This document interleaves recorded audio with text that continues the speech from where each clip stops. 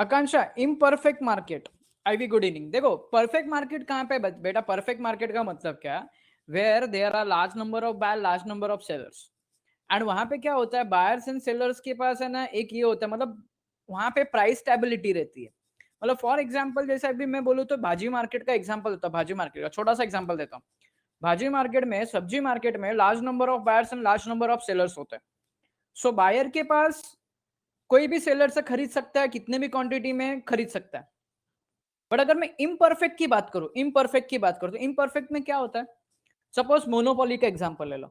Monopoly में क्या होता है? What happens in monopoly? Monopoly के अंदर ओनली सिंगल सेलर होता है and he is a price maker. वो पूरे प्राइस को कंट्रोल करता है। जहां पे सेलर के पास, सॉरी बायर के पास कोई भी ऑप्शन नहीं होता खरीदने के लिए। That is imperfect market. समझा बेटा आकांक्षा? ओके ठीक है।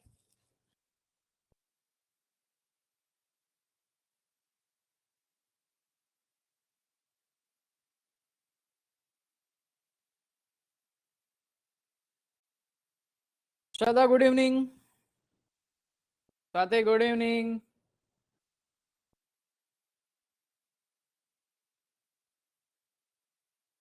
करण गुड इवनिंग। ये अनेरी आजकल स्टडी करती नहीं है? अनेरी पढ़ाई करती नहीं बेटा? Ankur good evening. Shruti good evening. Anisha good evening. Hello Sujal good evening.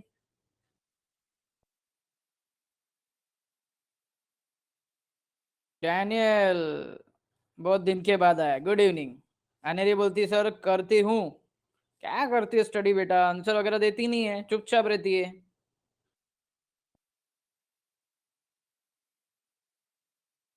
बेटा मोनोप्सोनी, मोनोप्सोनी ना बेटा, वो एग्जैक्टली उल्टा होता है मोनोपोली का। मोनोपोली के अंदर कितने बायर, कितने सेलर्स होते हैं मोनोपोली में? बोल बेटा प्रेम। मोनोपोली में कितने सेलर होते हैं? Single seller and large number of buyers. तो मोनोप्सोनी में इसका उल्टा, there is only one buyer and all are sellers. जैसा मैं खाली एक एग्जांपल लू, फॉर एग्जांपल लेता हूं। सपोज मैं good evening all, good evening all. Prem ध्यान से सुन एग्जांपल। सपोज मैं कोई एक नया मेडिसिन बनाना चाहता हूं, जिसके लिए मेरे को रॉ मटेरियल लगेगा, और मैं ऐसा मेडिसिन बनाना चाहता हूं जो कोई और नहीं बनाए। तो मैं क्या करता हूं, जो उसके मेडिसिन बनाने के लिए जो रॉ मेडिसिन लगती है, जो मेरे को इंग्रेडिएंट्स लगते हैं, जो भी मेरे को लगता है रॉ मटेरियल, वो जितने भी सेलर्स है, सब सेलर्स के पास से अकेला मैं खरीदता हूं। मतलब here only one buyer, many sellers one buyer, that is monopsony. ये सिंगल बायर मेनी सेलर। बराबर सुजल। Ayushi good evening. ये मोस्टली फॉरेन कंट्री में होता है। फॉरेन कंट्री में, शायद यूके में ऐसा कुछ केस है कि जहां पे एक ही कंपनी सारे लेबर्स को खरीदती है। ऐसा कुछ तो भी है। एक मेडिसिन था, मेडिसिन का भी आया था ऐसा, यूके में एक शायद केस हो गया था। मोनोप्सोनी बोलते हैं उसको। मतलब बायर एक ही रहेगा, वो सब पूरा का पूरा एक साथ में पूरा खरीद लेगा, जो भी गुड्स एंड सर्विसेज है ना, पूरा एक साथ में खरीद लेगा।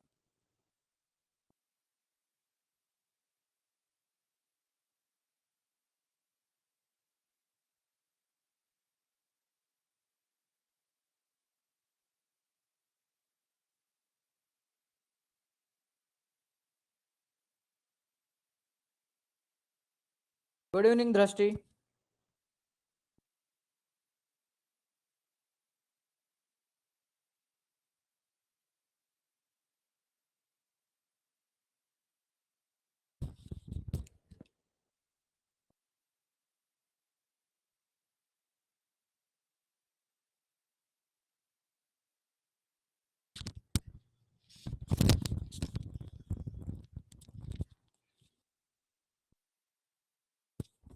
हाय Pranav. Nikhil good evening. Vedant good evening. Siddharth good evening. Kritika good evening.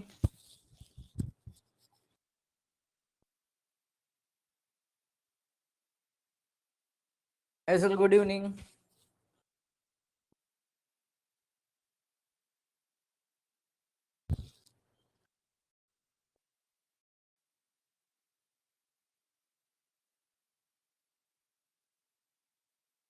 Shravani good evening.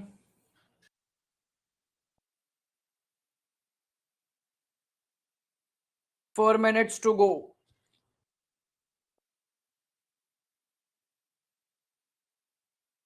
अजीज प्रेम जी, वेदांत।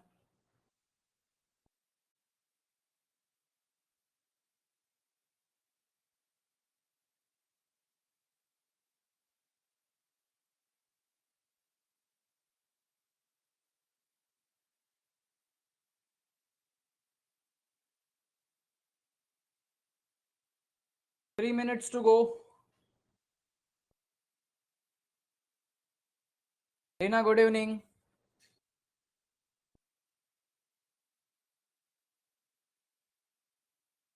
Mihir good evening.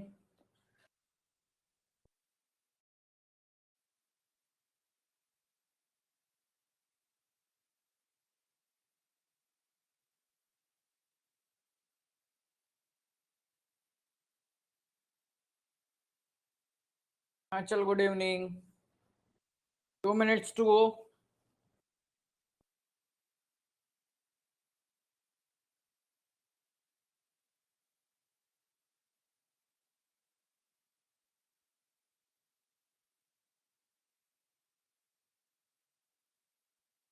Aval, good evening.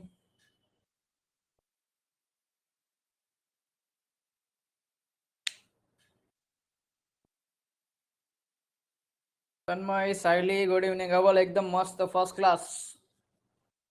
बस बारिश चल रही है, क्लास में बैठे बैठे लेक्चर ले रहे, और क्या। Good evening Ashwathi.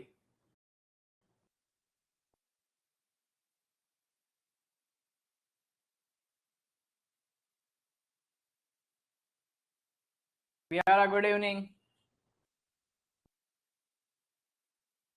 हम भी बारिश के मजे उठा रहे हैं, लगे रहो लगे रहो।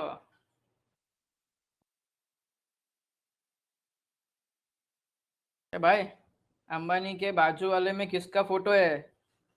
सर टाटा, रतन टाटा जी।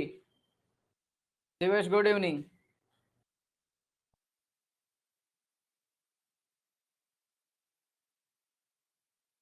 कौन सी first photo? Dhruv, good evening. कौन सी फर्स्ट फोटो? स्वामी, इधर है स्वामी। ओ, अजीज प्रेम जी, अजीज प्रेम जी। विप्रो, विप्रो में अजीज प्रेम जी। बोला तो Aziz Prem ji. Fabian, good evening. 1 minute to go.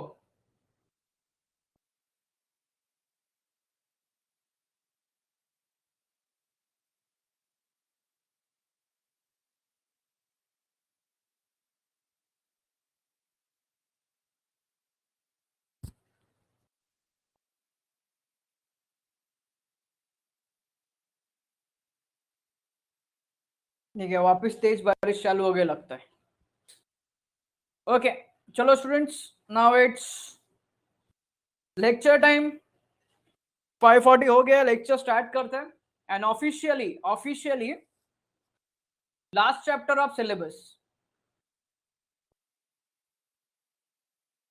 Officially, it is the last chapter of our syllabus, chapter number 3, entrepreneurship development.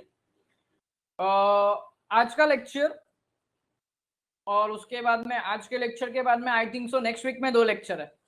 That would be the my last lecture of OCM. My last lecture of OCM. Next week में जो 2 lecture मिलेगा उसमें से एक मेरा last lecture है।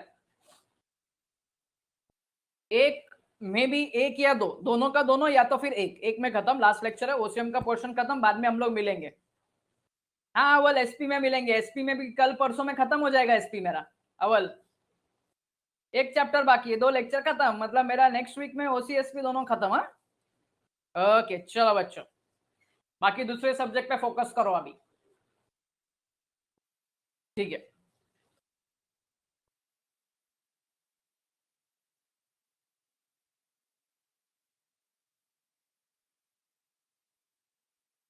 Entrepreneurship development. और मैंने ना कुछ फास्ट भगाया ना कुछ नहीं, उसमें से 2-3 खाली ओमिटेड पॉइंट निकाले मैंने। वो अगर सपोज बोल दिया गवर्नमेंट ने कि भाई आने वाले हैं, तो वो पॉइंट भी मैं रिपीट करूँ, वो पॉइंट भी मैं लेऊंगा लेक्चर के अंदर। बाकी ऑलमोस्ट बाद में मैंने सब पॉइंट्स कवर कर दिए थे।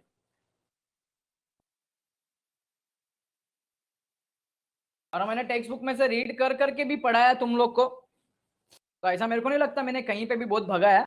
लेट्स सी, देखते हैं, चलो ठीक है। एंटरप्रेन्योरशिप डेवलपमेंट वो बाद में, हर शो लास्ट में होता है, रिवीजन लेक्चर लास्ट में होता है, कुछ 12-15 लेक्चर के अंदर कंप्लीट हो जाता है वो, हर्ष होता है बाद में रिवीजन लेक्चर फास्ट ट्रैक पे, ठीक है। चलो एंटरप्रेन्योरशिप डेवलपमेंट, चलो चलो अभी सब लोग यहाँ पे ध्यान दो, सबका ध्यान तुम्हारे स्क्रीन पे होना चाहिए। आज टेक्स्ट बुक की शायद जरूरत नहीं लगे टेक्स्ट बुक देखने की, क्योंकि सब चीज पीपीटी पे डाला है मैंने। चलो तो अभी इकोनॉमिक्स में थोड़ा जाते हैं, इकोनॉमिक्स में थोड़ा सा एंट्री मारते हैं अपन। इकोनॉमिक्स के अंदर एक पॉइंट, एक चैप्टर है फैक्टर्स ऑफ प्रोडक्शन, पढ़ेगा ऐसा कुछ है चैप्टर है फैक्टर्स ऑफ प्रोडक्शन, ऐसा पढ़ा है राहुल सर ने? ठीक है, चलो अगर पढ़ा है ना तो मेरे को बता कौन कौन से फैक्टर्स इंक्लूड है। प्रियंका बोलते हैं सर अभी मैं फेंक के मारती आंसर, चलो कौन कौन से फैक्टर्स इंक्लूड होते हैं, फटाफट जवाब दो।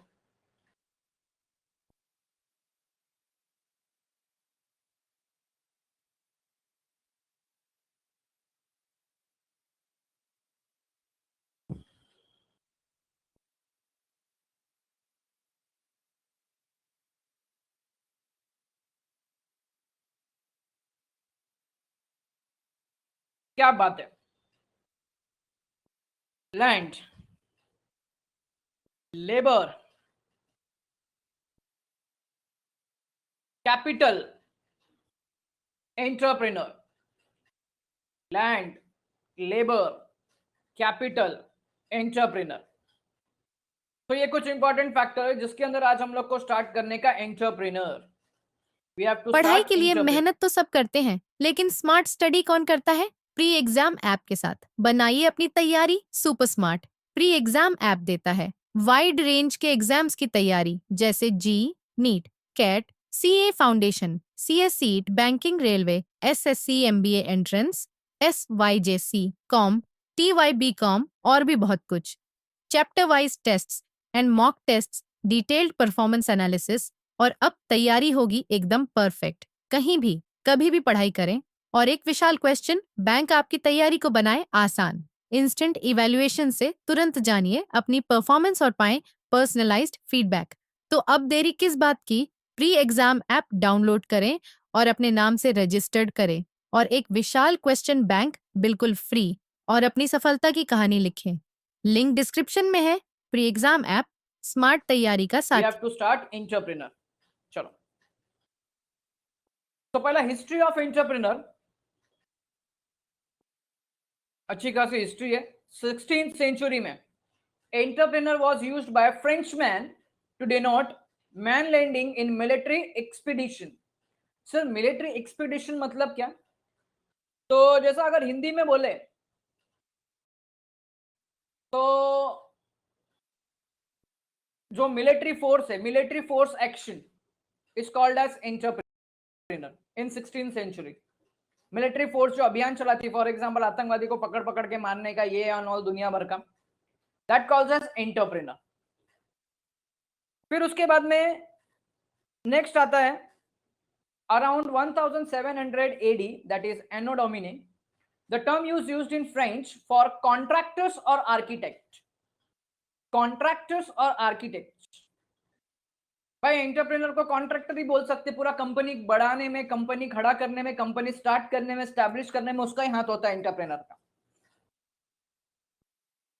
तो 1700 AD, that is anno domini में फ्रांस में वर्ड यूज किया था कॉन्ट्रैक्टर और आर्किटेक्ट के लिए।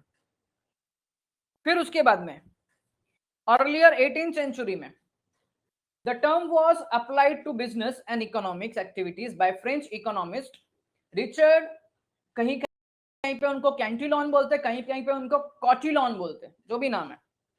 तो 18th सेंचुरी में बिजनेस एंड इकोनॉमिक्स में ये टर्म यूज किया था बाय, नाम सुन लो भाई उनका, ये बहुत फेमस पर्सन है, रिचर्ड कॉटिलॉन या Cantillon. And the last one in 1848 famous economist John Stuart Mill describe entrepreneurship as the founding of a private enterprise, founding of a private enterprise, जो कि अभी तक हम लोग पढ़ रहे हैं. तो who is the entrepreneur? तो entrepreneur वो होता है the person who takes the risk and start some new business या कुछ नया आइडिया इनोवेशन के थ्रू कुछ नया लेके आता है by taking a risk is called as entrepreneur. जो पर्सन बिजनेस में कुछ हाई रिस्क लेता है, रिस्क लेने के बाद में न्यू आइडिया से कुछ नया एंटरप्राइज खड़ा करता है, एस्टैब्लिश करता है, स्टार्ट करता है, that person is known as entrepreneur. Remember one thing, entrepreneur always takes a risk. क्योंकि देखो मार्केट में कोई चीज नया लेके आना, न्यू आइडिया लेके आना, it is one type of risk. वो बेटा रिस्क है, चला तो चला, नहीं चला तो गया, वाट लगा. ओके चलो अब आता है एंटरप्रेन्योर एंड एंटरप्रेन्योरशिप. पहले मीनिंग देख लेते हैं. The concept entrepreneur varies from industry to industry, country to country, as well as from time to time. Time to time में देख लिया हम लोग ने, कभी मिलिट्री को बोलते हैं, कभी कॉन्ट्रैक्टर को बोलते हैं, कभी इकोनॉमिक्स में वर्ड यूज होता है, कभी कभी किसका यूज होता है. तो जो पर्सन क्या करता है, नया एस्टैब्लिशमेंट करता है, बिजनेस स्टार्ट करता है. The word entrepreneur, objective alert. The word entrepreneur comes from French verb entreprendre, which means to undertake. Objective आ गया बच्चों, एक मार्क का objective. The word entrepreneur comes from French verb entreprendre. Spelling देख लेना. It means to undertake. An entrepreneur is a person who start a business and is willing to risk loss in order to make money. भाई अपना अगर हर्षद मेहता का dialogue याद है, risk है तो इश्क है. लेकिन भाई एंटरप्रेन्योर का वो तो भाई मूवी था, मूवी का डायलॉग है बेटा, मूवी का डायलॉग. मिर्च मसाला डालने को तो क्या क्या देगा. बट यहाँ पे ना जो बिजनेसमैन होता है ना, बिजनेसमैन या तो इन्वेस्टर जो होता है, उसका डायलॉग क्या होता है, रिस्क है तो रिटर्न है. रिस्क है तो इश्क नहीं, रिस्क है तो रिटर्न है. क्या है, रिस्क है तो रिटर्न है. Higher the risk higher will be return, higher the risk higher will be return. Therefore entrepreneur is risk taker. अब मुझे पता है जो पर्सन रिस्क नहीं लेता उसको हम लोग एंटरप्रेन्योर बोलेंगे,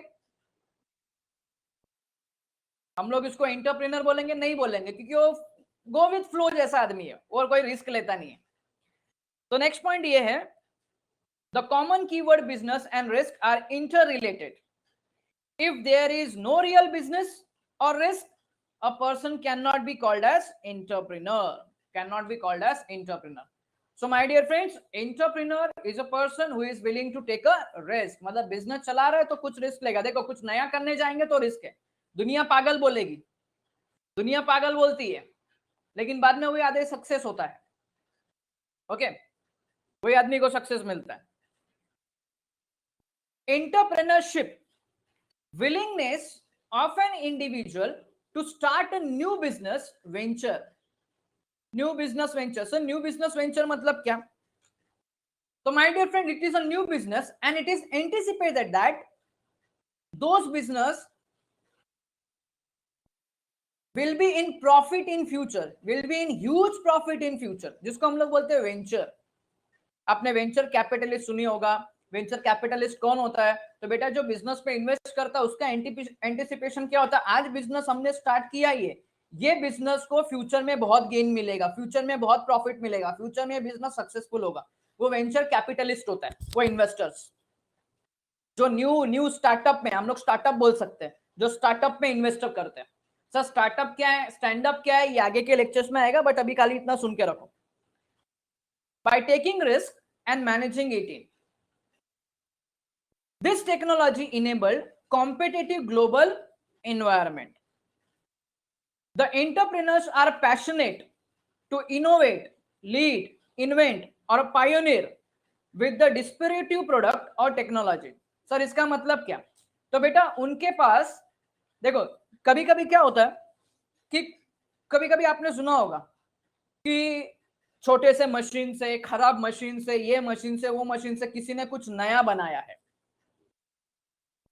मतलब जो प्रोडक्ट यूज में नहीं होगा, जिसका कोई बेनिफिट नहीं है, या जिससे हम लोग को कोई कोई प्रॉफिट नहीं होने वाला है, वो प्रोडक्ट से, वो प्रोडक्ट की हेल्प से, वो प्रोडक्ट के हेल्प से, मटेरियल से उन्होंने कुछ नया बनाया।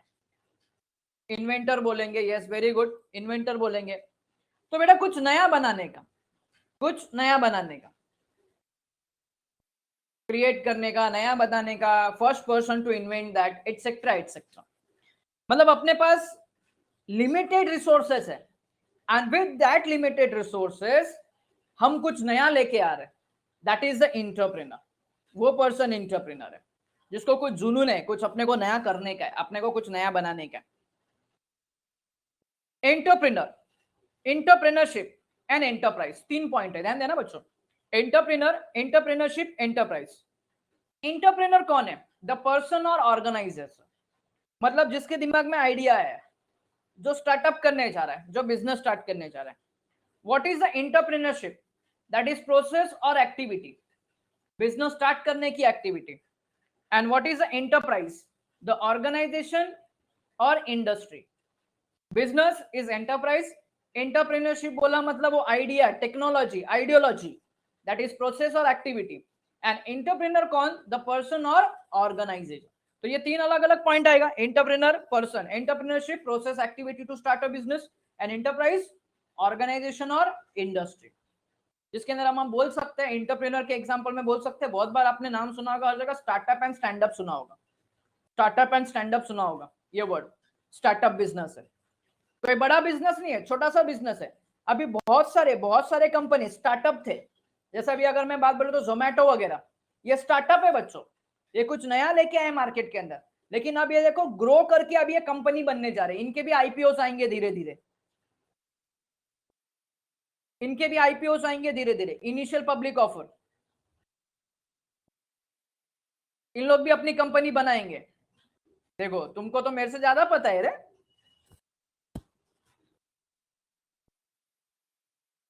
तुमको तो मेरे से ज्यादा पता है।